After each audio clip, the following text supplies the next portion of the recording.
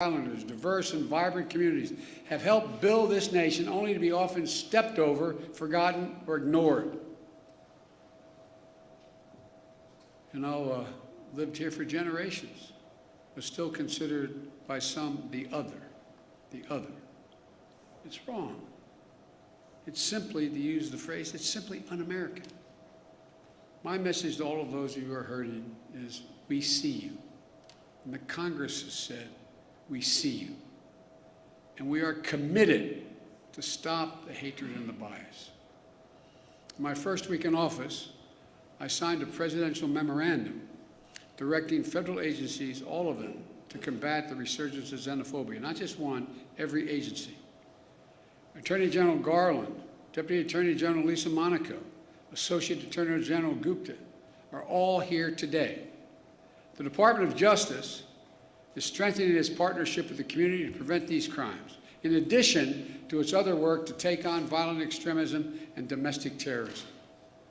And with the new law, this new law, the Department of Justice and our entire administration is going to step up.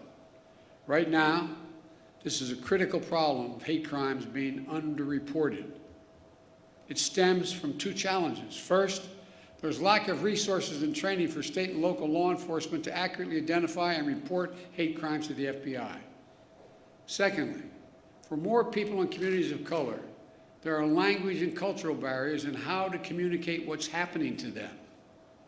This law is going to make a difference. For example, the Department of Justice will issue clear guidance for state, city, and tribal and law enforcement agencies on how to establish online reporting of hate crimes.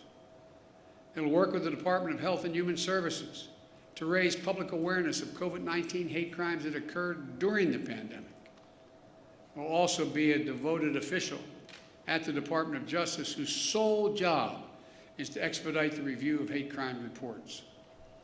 And thanks to two families here today, will all help state and local governments ensure hate crime information is more accessible to the public.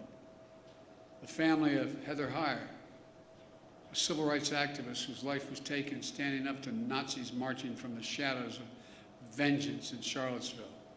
And the family of Khalid Jabara, a proud son of a family who's immigrated from Lebanon in search of new beginnings, who was gunned down in front of their home here in America, the United States of America, by a neighbor fueled by hate.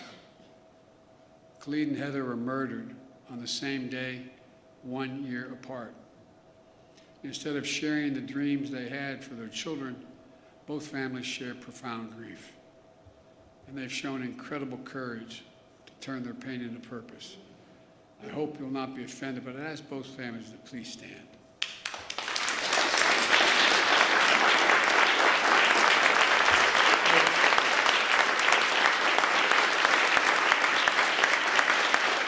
I want to thank you.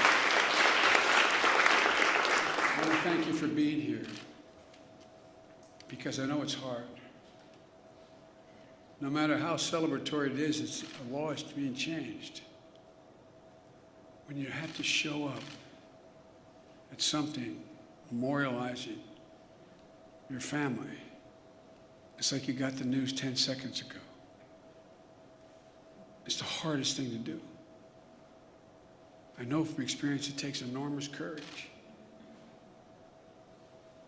But I hope that every day that's passed, the memory of son and daughter brings a smile to your lips before it brings a tear to your eye. Because I promise you, a lot of people understand who've gone through similar things. It's hard. So I really mean it when I say thank you. Thank you for being here. It takes a lot of courage. Thank you.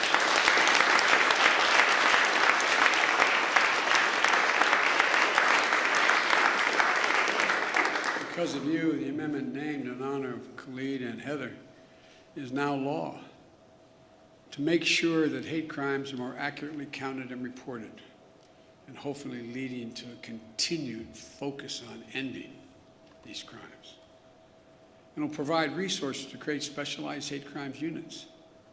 That will also help states create hotlines for hate crimes at state and local levels that will be accessible for people with limited English proficiency. and it provides resources for training for state and local law enforcement to identify, investigate, and report these heinous crimes.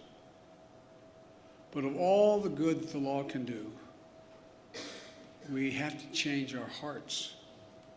We have to change the hearts of the American people. Hate can, I mean this from the bottom of my heart, hate can be given no safe harbor in America. I mean it, no safe harbor. It can't be dismissed like, well, that's just what happens. My sister Valerie and I talk about it all the time. You've got to speak up. Speak up and speak out. It's on all of us together, to make it stop. My message is to all of those who think this doesn't matter to them, or this is not a problem, look around. Look in the mirror. Look in the eyes of your children. Every one of us are lessened. Every one of us are lessened. And we're all hurt by this hate.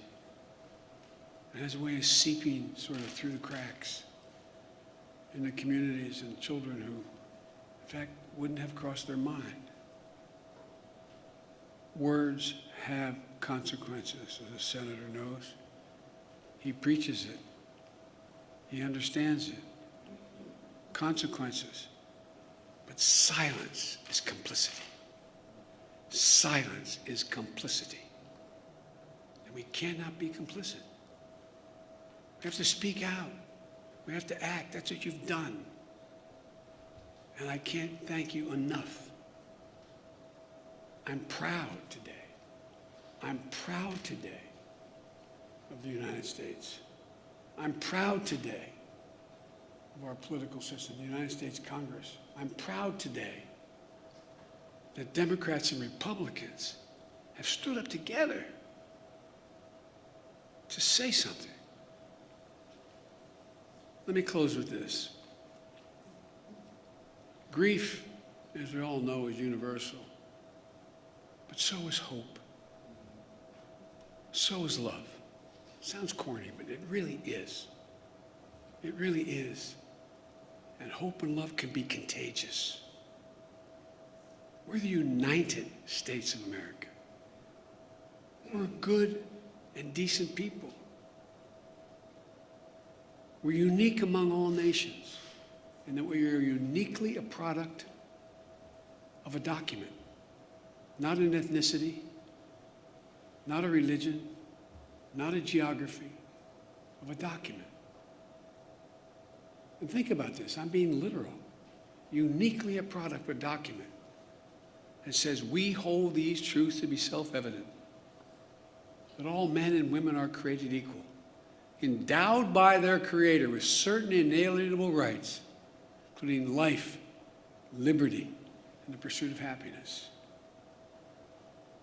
Every time we're silent, every time we let hate flourish, we make a lie of who we are as a nation. I mean it literally.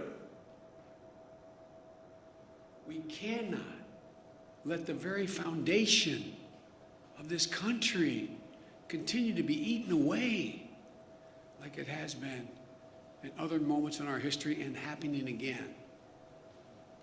I looked at this law that you all passed as maybe the first break, the first significant break on a moment in our history that has to be turned around. Not Democrat, Republican, has to be turned around.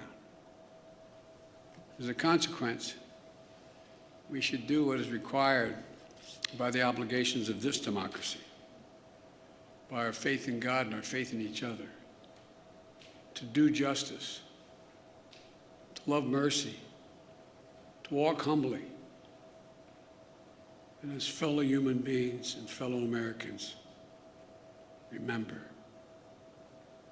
we're unique in all of history as a nation.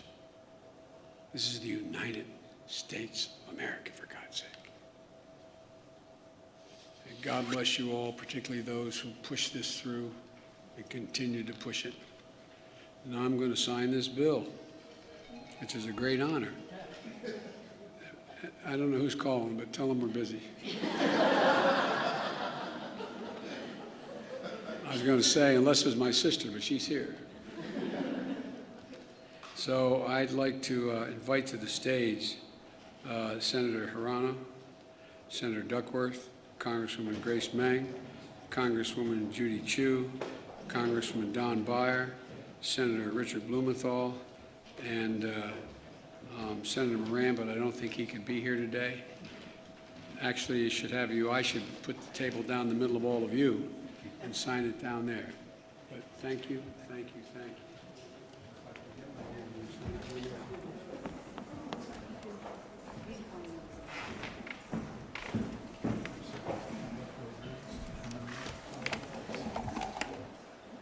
All right.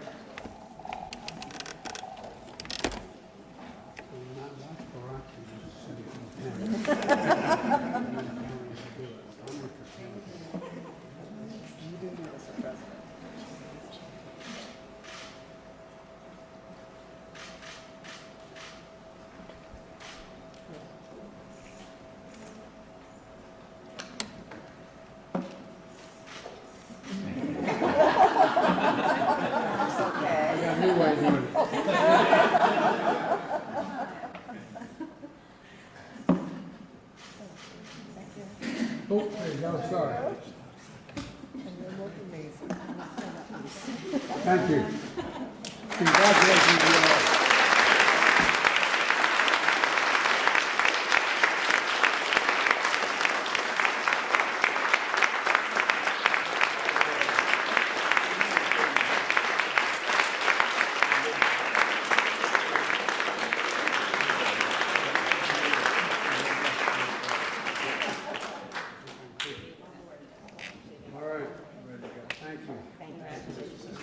I've heard me say this before as I walk out of my grandpa's house. Every time he said, Joey, keep the faith, my grandmother would no, Joey, spread it. Let's go spread the faith.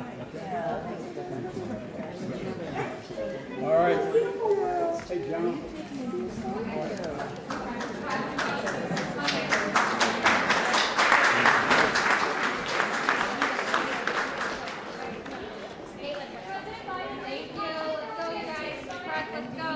Ladies and gentlemen, please remain seated while the President and the Vice President depart. Thank you.